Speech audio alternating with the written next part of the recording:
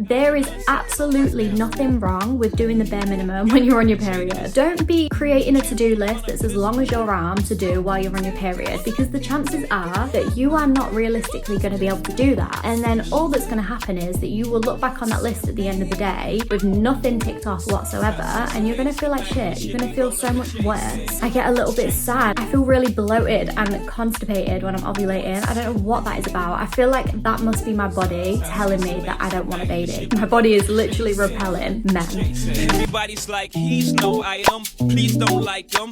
He don't wife him. He one night some. Let's talk about periods. I wanted to talk about this today because I feel like this is something that all of my life anyway has been such a taboo thing. And I know that in today's day and age, people talk about it so much more freely. But for me, growing up, it wasn't talked about freely. I never really had that kind of relationship with my mom to speak about these kind of things. And if anyone ever brought it up to me, it was always very embarrassing, always very like, oh my god, shut up, don't talk about that. And then when people spoke about it at school, it was always with such negative connotations, like, oh my god, I'm on my period, this is so painful, I've got PMS, I'm so moody, blah blah blah. There was always negative connotations around the word period for me, so I just assumed that's how periods should be. But no one tells you that periods are actually a massive blessing. I'm not going to downplay the symptoms of periods because they can be awful. Like right now, my stomach is in bits. I'm coming out in hot sweats. It's not the one. But I've really learned how to kind of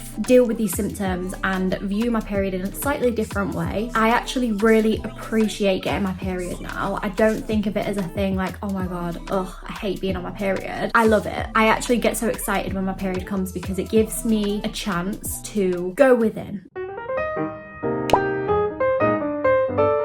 So I have been cycle syncing for a while now. I feel like I've been cycle syncing, I would say maybe towards the end of last year I was cycle syncing, and I've been doing it properly ever since. I use the Clue app, which is absolutely amazing. I've tried a lot of different cycle syncing apps, but the Clue app is by far the best one. It's just simple. It has all of the different like symptoms and everything that you could ever choose from, and it's just an easy way. I set a reminder on my phone at 7 p.m. every single night to update my Clue app, and it takes a minute. It literally takes a minute out of the day, and then it's done. And then you have literally got a log of all of your symptoms and you can refer back to that. So let's say for example, next month I'm feeling really bloated, I'm feeling like I've got spots coming out. I can look back to last month and be like, actually this time last month I started breaking out, and this time last month I was quite bloated. So cycle syncing is amazing because you can normalize the things that are happening to you and not put so much emphasis on them and make yourself feel like there is something wrong with you. When you actually have the facts and figures there, you can see that what you're going through is completely normal and it's just your body doing its thing. So there are 4 phases of the menstrual cycle. I feel like it's very much up and coming now, like people are talking about it quite a lot. I've seen it like bobbing about on the internet for the past few years. So the 4 phases that we go through, we have our menstrual phase, so our bleed, then we have our follicular phase, which comes straight after that, then we have our ovulating phase, and then we have our luteal phase. So I'll do like a quick rundown of what each phase means. So basically each phase is essentially like the seasons. Just think of it spring, summer, autumn, winter.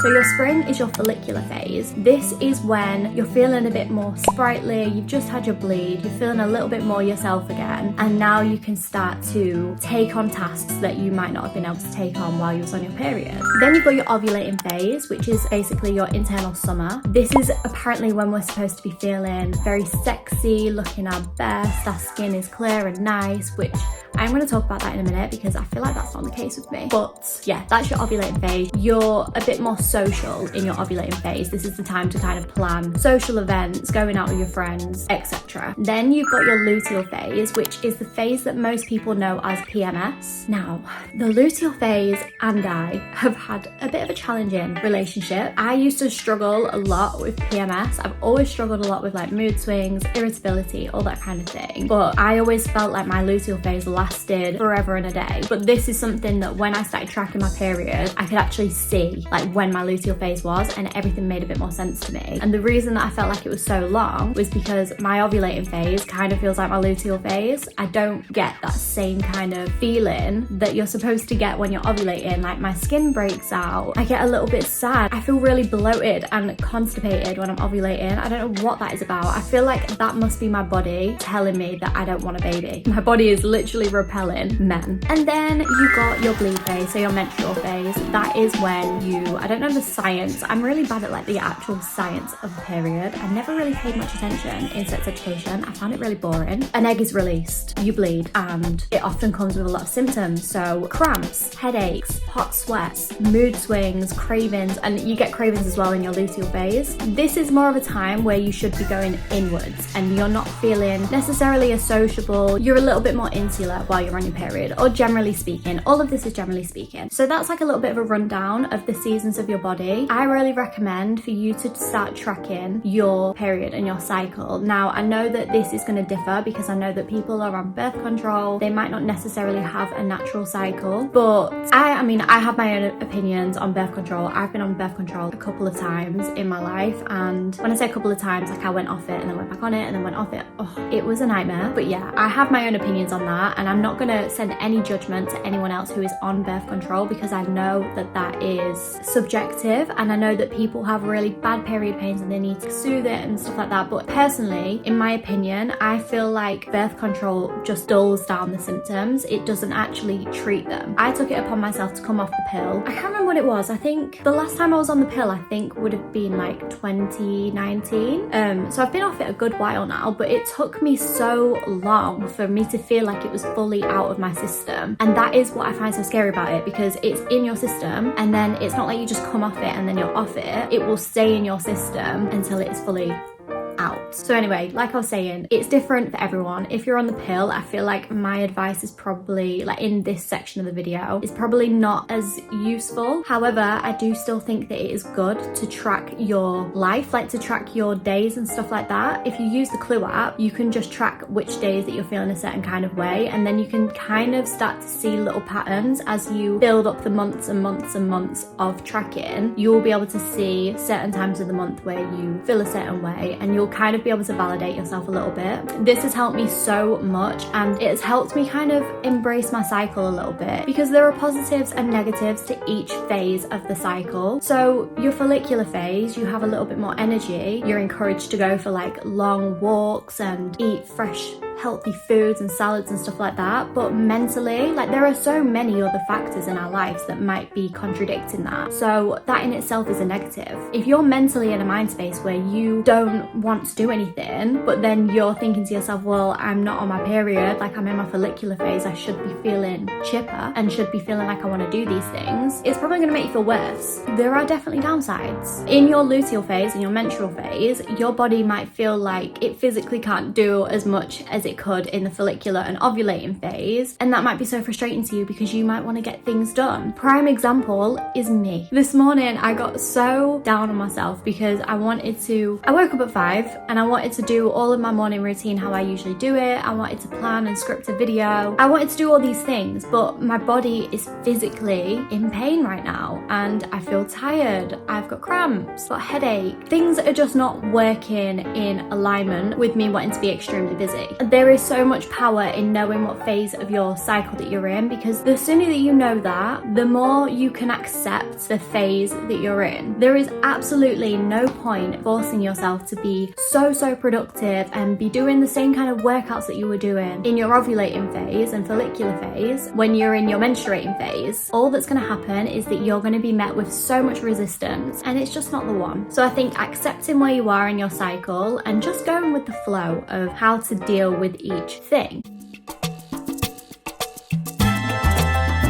There's a lot of information out there on like Pinterest and TikTok that will explain to you the kind of like nutrients and the foods that you need to be eating in each phase of your cycle. I would say personally, if you just treat each one like seasons, so follicular is spring, ovulating is summer, luteal is autumn, and your bleed is winter. Think about what kind of foods you would eat during those times of the year. So in the winter, you're probably eating more kind of root vegetables, more soups, more hearty, wholesome meals that are nutrient dense. Whereas in the summer, you're probably eating more salads and leafy greens and lighter foods, lots of fruits and berries. I'll try and get one on the screen, put it somewhere, the kind of foods that you should be eating. I honestly used to live by those little charts that would tell you the kind of foods that you should eat. I would basically tailor my food shops around that. I've not been doing that at the minute, and I do think that is the reason why my hormones are a little bit imbalanced, and I've been feeling the wrath of my period quite a lot the past few months. But I noticed that when I was eating in alignment with the seasons of my body, I didn't really have any bad symptoms. Like, I had the symptoms, but they weren't intense. So I think there's definitely like a method to the madness when it comes to stuff like that. And if you've not given it a go, I would say give it a go. See how you get on with it. It might not work for you. It might not be convenient for you to do that, like for you to completely alter your food shop when you're in a different phase of your cycle, but just give it a go if you can. In terms of movement, so in your follicular phase, you're encouraged to do more long walks. Start to slowly get back into your workout routines again, going a bit more high intensity. Then in your ovulating phase, this is where you're meant to have the most energy. So it's best for you to do kind of like HIIT workouts and more high intensity workouts. And then maybe when you're in your luteal and your bleed phase, still make sure that you're moving your body. Don't just go stagnant, because it is always good to be moving your body, but maybe just do some stretching, do some yoga, do some Pilates, things like that are a bit nicer on the body and the womb, so you're not in pain. And a lot of the time, you're not going to have as much energy in your luteal phase and your menstrual phase, so there's no point in forcing yourself. Okay, so let's just talk about this in terms of the 9 to 5. Obviously, for me, I would love it more than anything if I could just have days off over my period. I'm working right now. Yeah, and no, attach it as a copy, but not share it with us. Yeah, and not a share, just put, please attach as copy and not as SharePoint. And let me tell you, I would rather not be. I would rather be laid in bed and doing all the self-care things that I want to do, but life isn't always like that. We live in a society where we can't just decide that we want to have a day in bed because we're on our period. Maybe you've got a really good workplace, a really generous workplace, but it's just not like that. You still have to carry on with life regardless of what phase of your cycle you're in, and it's so shit, but that is just how it is. But there are definitely things that you can do to make it a little bit easier. So for me, because I have to work, I make sure that I just do the bare minimum when I'm on my period. There is absolutely nothing wrong with doing the bare minimum when you're on your period. Don't be creating a to-do list that's as long as your arm to do while you're on your period, because the chances are that you are not realistically going to be able to do that. And then all that's going to happen is that you will look back on that list at the end of the day with nothing ticked off whatsoever, and you're going to feel like shit. You're going to feel so much worse. So setting yourself the bare minimum to do while you're on your period is like key. Your workplace should understand if you've genuinely got cramps and you can't work to the full capacity, maybe just articulate to your manager or your boss and let them know that. Just say, look, I'm not working at like 100% capacity today, but I can do this, this and this. I don't know what your workplace is, but just adjusting it to however you can. I'm so fortunate because I work from home. I do not take that for granted. I love that so much, and it has given me so much more freedom with my time. But I completely understand what it feels like to have to go into an office and go to my job even when I'm on my period, because I did that for 5-6 years and it was not the one. But regardless, I still made time for self-care on the evenings and made sure that I was looking after myself in that way on the evenings, because you're not at work all day long. Like, you're not at work for 24 hours. I mean, you're there for roughly 8 hours, so you have got time in the day still to focus on yourself, focus on self-care, and do things that are going to fuel you up, make you feel better. Now let's talk about self-care. I've spoken about self-care before, and we know that there are different ends of the spectrum when it comes to self-care. So on the one hand, you've got the overindulging in everything that you love in the name of self-care, but then on the other hand, you've got the self-care that is waking up at 5 a.m. every morning, doing your morning routines, doing strenuous workouts, getting on your grind. But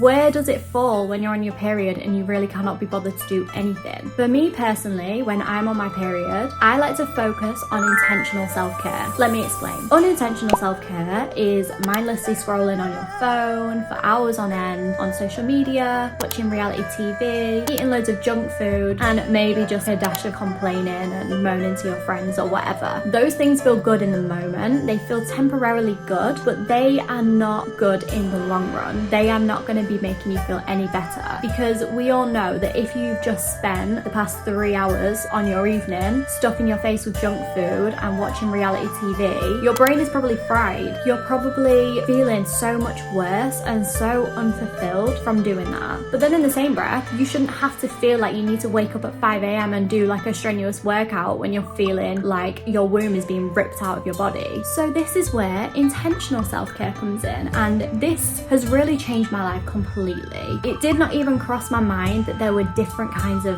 rest and self-care until not too long ago. I'd say like in the past year I've made these discoveries. I think that being on your period is the perfect time to romanticize your life, to get off social media, ditch that completely, because to be quite frank, it is like poison. When you're feeling especially vulnerable and insular, it can make you feel so insecure. It can make all the limiting beliefs and comparison come up, and you just don't want that. It's best for me to come off social media, not go on it at all. Now, I don't go on a lot of social media, but I even kind of take a little bit of a break from YouTube when I'm feeling particularly down in the dumps, because I know that the only thing that will make me feel better in those times is to go within and to journal. So for example, this morning I woke up at 5 a.m. I did my stretch and my meditation, and usually I would then on like a YouTube video while I eat my breakfast, and I did that. But I was watching this YouTube video and I just felt so exhausted. I felt so uninspired, and it was like a self-development. It was a video that I know that I will love, and I've saved it to watch later because I know that when I'm feeling inspired, it will inspire me. But just watching it this morning, I felt so exhausted and just so drained, thinking, oh my god, like I'm so behind in life.